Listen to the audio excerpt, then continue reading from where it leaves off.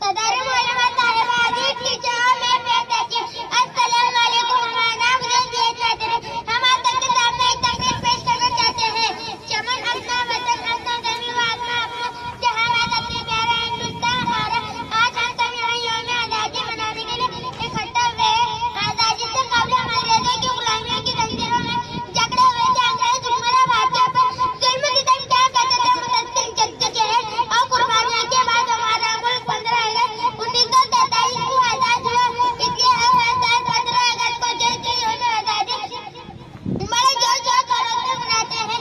आज के इस खुशी के मौके पर खुलूस व मोहब्बत के साथ आजादी की लड़ाई में हिस्सा लेने वाले वतन के अजीम रहनुमा और शहीदों को याद करते हैं, जिन्होंने इस मुल्क के लिए अपनी जान की कुर्बानी दी, डंडे लाठियां खाए, कई बार देंगे और अपना सब कुछ इस मुल्क की आजादी के लिए कुर्बान कर दिया। इस तहरीक के बाद मौलाना आबिद सिद्दीकी से तमाम भारतीयों को आजादी की तहरीक में कामयाबी मिली और हमारा मुल्क आजाद हो गया। मैं इस शेर के साथ अपनी तकरीर खत्म करना चाहूँगा।